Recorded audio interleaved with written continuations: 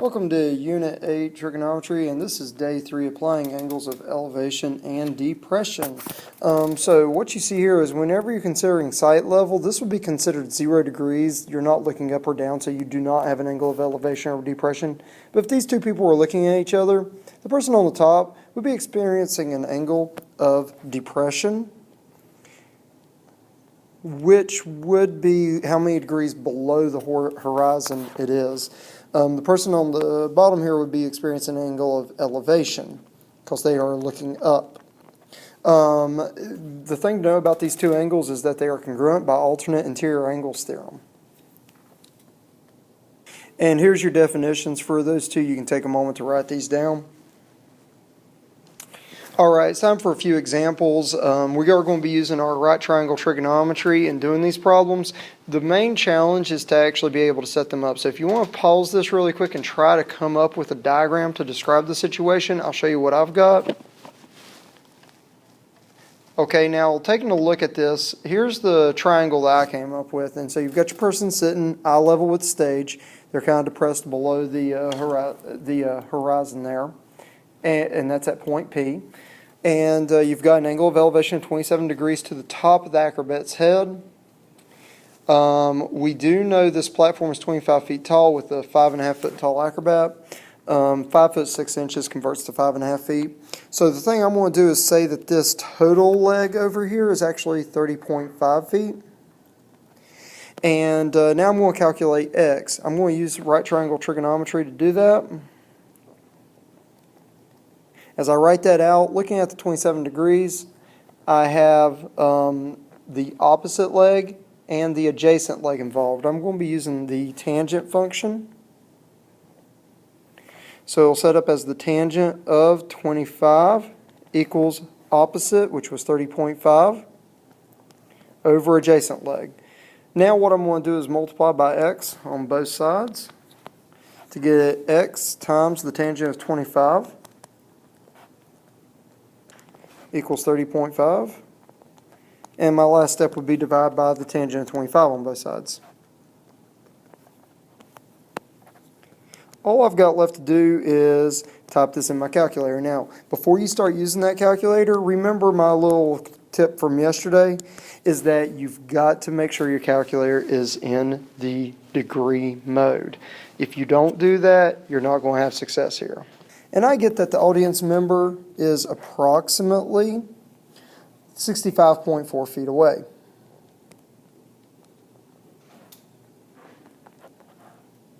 From the base of the platform. It didn't tell me what to round to, so I'm just going to stick with the 65.4 feet. I could convert that into feet and inches by doing 0.4 of a foot. So 0.4 times 12 is 5, so 65 feet 5 inches if I want to answer it that way. Would also be appropriate. All right, you can again pause and try to do this one on your own as far as setting up. What I'm doing here is going to go ahead and just kind of sketch out a diving board sticking out over a swimming pool. All right, it says that at the competition a 6 foot tall diver. So I'll make my little stick man up here and know that he is 6 foot tall. Is standing on top of a 32 foot platform. And it says that the edge of the platform sticks 5 feet out into the pool. The pool itself is 50 feet. Now over here we have a little video camera. Do not judge my video camera. I think it's great.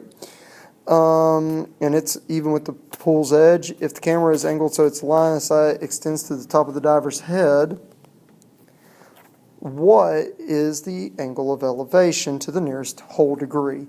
And so I'm going to resketch this as a small right triangle, just saying, all right, this side over here is 38 feet.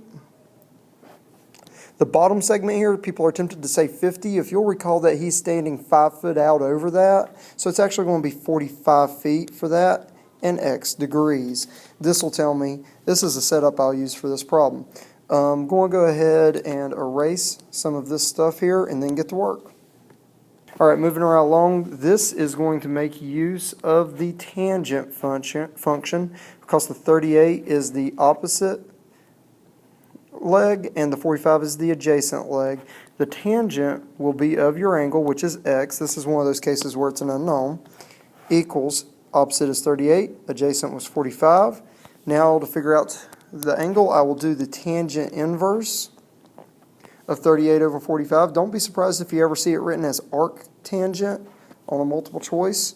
And all I got to do is type that in. While it does come out to about 40.2 degrees, since it asks to the nearest whole degree, I'm going to say 40 degrees as my final answer, doing the rounding that it told me to. All right, here's example 3. Same thing. You can give it a moment to read over it. You can probably tell I had a little bit of fun with my Star Wars love on this problem. So Luke Skywalker lines up a Womp Rat in his sights and provided an unnecessary picture of a Womp Rat, but there it goes. He is on a 30-foot cliff in the prone position, meaning that he's laying down, 0 feet off the top of the cliff. So that 30 feet is going to be truly how far up he is. His rifle is aimed at a 5-degree angle of depression. So if this is 0 degrees, that dashed line I just provided, this is going to be 5-degree angle of depression. He's barely aiming that thing downward at all. How far will the laser bolt travel to hit the target? No bigger than 2 meters. That 2 meters is actually extra information. And so what I'm looking for is how far the laser bolt will travel, x feet. I am not looking for the horizontal distance that it will travel. I'm looking for the actual amount of distance that it will travel. First thing I would do is personally write 5 degrees down here, or you could have turned this into 85 degrees inside the triangle. I really needed to take the angle of depression it was giving me, and make it an angle that's actually inside the triangle. And so I used parallel lines there to create this 5 degrees. Or as I said, this could have been written as 85 degrees. Going off the 5 degrees that I used, now the 30 is actually the opposite leg. And the x is the hypotenuse. That tells me I'm going to use the sine function. So the sine of my angle is equal to 30 over x. And now I've just got to solve for x by multiplying by x on both sides. So x times the sine of 5 equals 30. And now I'll divide by the sine of 5 on both sides. So x will equal 30 over sine 5 degrees. And go ahead and type that in your calculator.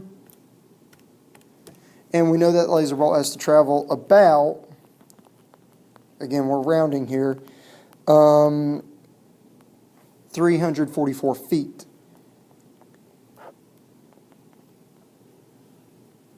This was in feet because he was on the 30-foot cliff. That's what the measurement I was using here. Again, the 2 meters, extra information. And this is our final answer. All right, taking a look at our next to last problem. This is kind of a nice little plumbing problem. For whatever reason on this situation, they need to actually slope this line downward 6 inches for every 10 feet of line used. I like this problem because of the different units that it introduces. So if you're using 10 foot worth of line, it needs to have gone downward 6 inches. And now my task is to actually figure out what angle of depression that actually is. So I'm needing this x degrees right there, or I could rewrite it as such, x degrees over here in the corner. You might have drawn yours differently, but at the end of the day you should have the same setup, where in this case you are going to use the sine function because 6 is opposite, 10 is hypotenuse of x degrees equals, do not use 6 over 10. If you'll recall, you need to always be in the same unit. I'm going to change that 6 inches to a 0.5 feet. Now I'm ready to make my ratio. 0.5 is opposite, 10 was hypotenuse. Whatever triangle you drew should result in this setup right here. Now I'm going to be using the sine inverse. And you can change that to 1 over 20 if you like. But it's fine. Your calculator will understand what you're doing. So we're going to say 2.9 degrees for the slope. It didn't say what to round to. It's a good bet that they're expecting it to the nearest tenth. So sometimes you'll be given multiple situations within the same problem, and that's an example on this problem is that Madison is looking at two different cars. You're actually going to want to probably set up two different triangles. On the first one, I'm going to set up that she is 15 feet above the ground and that she is looking at that car with a 17-degree angle of depression. I'm going to move that 17 degrees over here to the far right. It's wanting the distance between the two cars. That's going to be the horizontal distance. So I'm going to calculate x right here for this situation. That's going to be the tangent function, as I'm sure that you're probably getting used to picking those out, of 17 equals opposite over adjacent, 15 over x. Now I'd multiply the x on over and divide by a tangent of 17. So x is equal to 15 divided by the tangent of 17.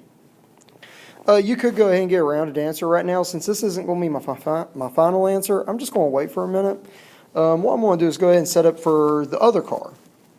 Again, she is 15 feet above.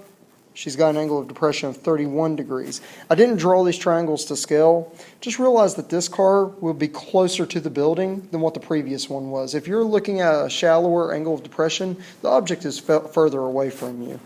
Okay, now I'm going to find x down here by moving the 31 degrees down to this bottom corner. It's actually going to be really the same problem that we just did, where we're going to again use the tangent function of 31 equals opposite over adjacent, 15 over x.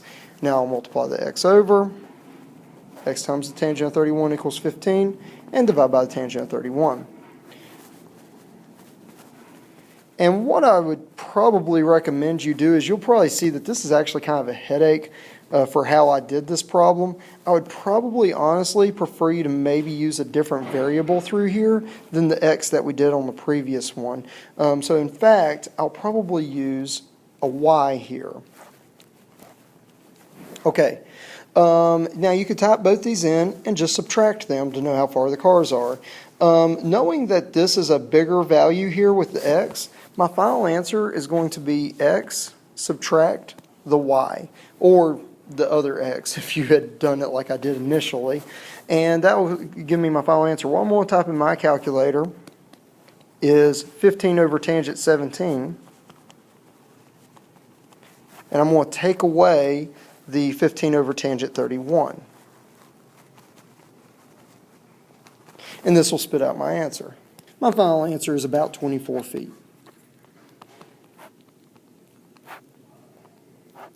The reason why I wait till the very end to type it in my calculator is so I have as little rounding error as possible. I don't want to use a rounded answer in another operation to get an answer that's actually further off. That would be more important when you start doing like trig laws and pre-calculus, but I think it's good practice to establish here that you just wait to type it in your calculator till the very end of the problem.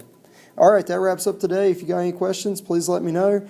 I'll be glad to help you out.